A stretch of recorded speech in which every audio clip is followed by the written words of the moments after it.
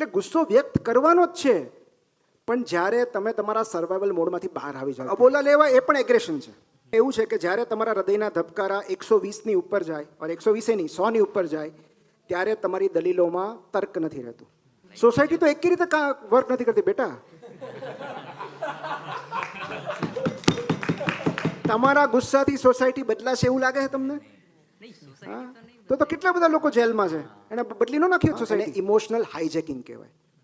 Emotional hijack મતલબ તમને કોઈ હાઈજેક કરી લીધા છે. કોણે કર્યા છે? તમારા ઇમોશનલ બ્રેને, એમિગડેલાએ ઓર લિમ્બિક સિસ્ટમ. રસ્તા ઉપર ગાડી ટકરાઈ જાય અને એક જણ રોડ રેજમાં બીજાનું ખૂન કરી નાખે, એ શું છે? ગુસ્સો કરવાથી પરિણામ બદલી શકે છે?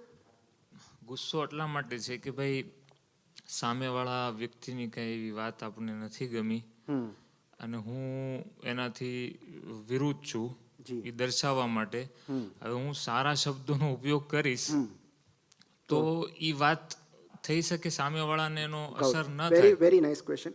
સી, સૌથી પહેલા તો આપણે એ સમજવું પડે કે ગુસ્સો ક્યારે આવે છે. ગુસ્સો ક્યારે આવે છે? When you lose control. When you lose control. જી હા, yes, very nice, very nice. આપણું ધાર્યું ન થાય, જ્યારે આપણને એમ લાગે કે પરિસ્થિતિ આપણા કાબુની બહાર જઈ રહી છે, ત્યારે કંટ્રોલ આવે, ત્યારે ગુસ્સો આવે. Van you lose control. Control over people, control over situations, control over results. બરાબર? કારણ કે કશું તમારા ધાર્યા પ્રમાણે, અપેક્ષા પ્રમાણે નથી થઈ રહ્યું, એટલે તમને ગુસ્સો આવે. Right. The next question is કે એ ગુસ્સો કરવો કેટલો એ સમયે યોગ્ય છે અને ગુસ્સો કરવાથી પરિણામ બદલી શકે છે. બીજું કે દેર ઇઝ આખું એંગર મેનેજમેન્ટનો અલગ શાસ્ત્ર છે, પણ યુઝ્યુઅલી એવું કહેવાય છે કે જ્યારે તમને ગુસ્સો આવે છે ત્યારે તમારું સર્વાઈવલ બ્રેન જે છે એ એક્ટિવ થઈ જાય છે. Okay, so there are two types of areas. એક જેને એમિગડેલા કહેવાય, ઓકે, લિમ્બિક સિસ્ટમ એટલે કે જે ઇમોશનલ બ્રેન છે, ઓકે, જે ઇમોશન્સ પર જ કામ કરે છે.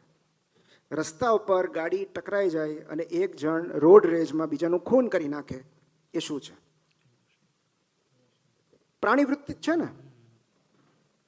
તમારું ફ્રન્ટલ કોર્ટેક્સ છે, પ્રી ફ્રન્ટલ કોર્ટેક્સ, એના પર સંપૂર્ણ તમારો સંપર્ક જ તૂટી ગયો છે.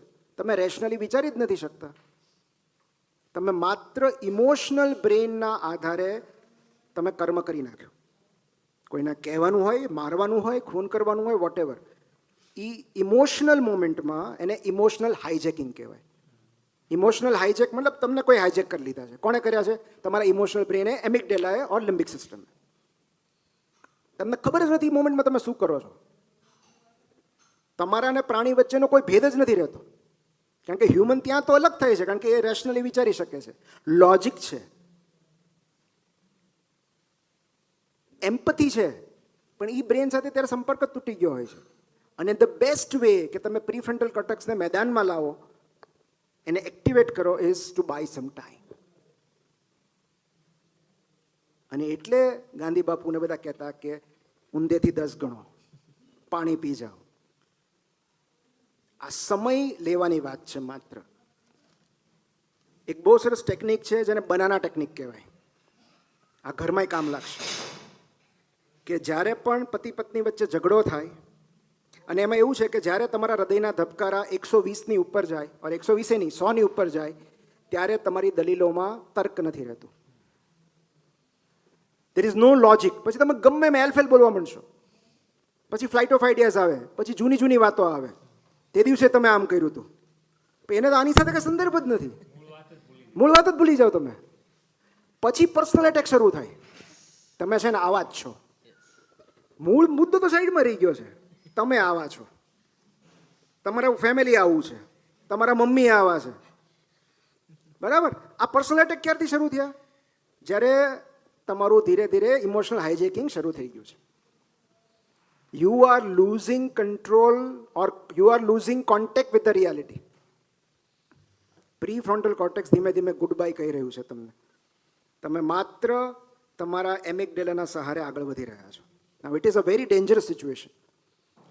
કારણ કે એ સમય દરમિયાન તમે શું બોલશો, શું કરશો, એ બહુ જ જોખમી અવસ્થા છે. અને મોટે ભાગે જ્યારે એ સમયે તમે જે કહેશો ને એ તમને પસ્તાવો થશે ઓર તમારા સંબંધ બગાડશે, તમારું કામ બગાડશે, કારણ કે it is ego driven. Okay, તો તમારા હાર્ટ રેટ જેમ વધે એમ તમે ફ્લાઇટ ઓર ફાઇટ મોડમાં પહોંચી જાઓ છો. It is a basic survival mechanism, flight or fight. બરાબર? કાં તો ભાગી છૂટો અને કાં તો સામનો કરો. ઓકે, સો જ્યારે આપણે ફ્લાઇટ ઓર ફાઇટમાં હોઈએ છીએ ત્યારે આપણને સારા ખરાબની સમજણ નથી હોતી, કારણ કે આપણે સર્વાઇવલ મોડમાં હોઈએ છીએ. આપણે કાં તો ઓવર ડિફેન્સિવ થઈ જઈએ છીએ, કાં તો એટેકિંગ થઈ જઈએ છીએ. અને એટલે બનાના ટેકનિક એવું કહે છે કે જ્યારે હસબન્ડ વાઈફ વચ્ચે ઝઘડો થાય, જ્યારે ઝઘડો ધીરે ધીરે એસ્કેલેટ થતો હોય ત્યારે બંનેએ સાથે બોલવાનું બનાના. હા, પછી રસોડામાં જવાનું, બનાના પીલ કરવાનું. બરાબર? બંને આખું કેળું ખાઈ જવાનું, એ છાલ કચરા પેટીમાં ફેંકવાની અને પછી ઝઘડો રીસ્ટાર્ટ કરવાનો.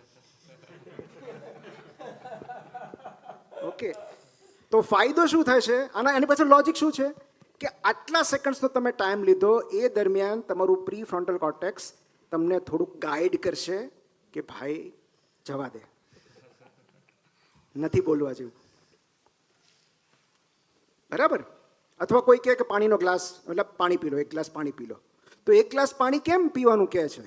પાણી પીવાથી કંઈ થતું નથી, એ તમને ટાઈમ મળી જશે, તમે સર્વાઈવલ વૃત્તિમાંથી બહાર આવી જશો. એટલે ગુસ્સો વ્યક્ત કરવાનો જ છે, પણ જ્યારે તમે તમારા સર્વાઈવલ મોડમાંથી બહાર આવી જાઓ ત્યારે. જો બેસ્ટ હું તમને કહું, બેસ્ટ કહું, સપોઝ મારી દીકરીએ કશુંક એવું કર્યું છે કે મને એના પર ગર્વ નથી. ઓકે, તો the best words is I am disappointed. આ સૌથી સારા શબ્દો છે કે બેટા તે મને નિરાશ કર્યો છે. અને આ શિક્ષકો માટે પણ આ વાત એટલી જ લાગુ પડે છે કે મને તારી પાસેથી ઘણી બધી અપેક્ષાઓ હતી, પણ બેટા તે મને નિરાશ કર્યો છે. આ બહુ મહત્વના શબ્દો છે. હું તમારાથી નિરાશ થયો છું.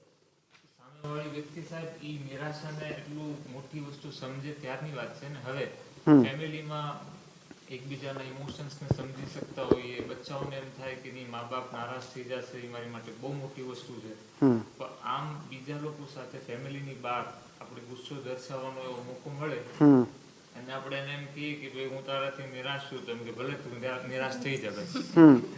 હા, પણ એમ નહીં તો પછી એવા લોકો સામે તમને એવું આપણો દરેક વ્યક્તિ આપણા ગુસ્સાને લાયક નથી હોતી. ત્રાહિત સામે તો આપણે ગુસ્સો નથી કરતા. ગુસ્સો કોની સામે કરશો તમે? તો everybody doesn't deserve our anger. એને સાચવીને રાખવી જોઈએ. તમે અવારનવાર બધા પર ગુસ્સો, તો ગુસ્સાનું કંઈ મહત્વ જ ન રહે. અને ગુસ્સો વ્યક્ત કરવાનો શ્રેષ્ઠ વે છે ને, ઇટ ઇઝ પેસિવ એગ્રેશન. આ બહુ ખતરનાક છે, પણ હવે તમે પૂછો છો એટલે હું કહી દઉં. Passive aggression. પેસિવ એગ્રેશન એટલે તમે બોલવાનું બંધ કરી દો. તમે એક જ શબ્દમાં જવાબ આપો. અચાનક તમારું મૂડ ફરી જાય, કારણ કે અબોલા લેવા એ પણ એગ્રેશન છે.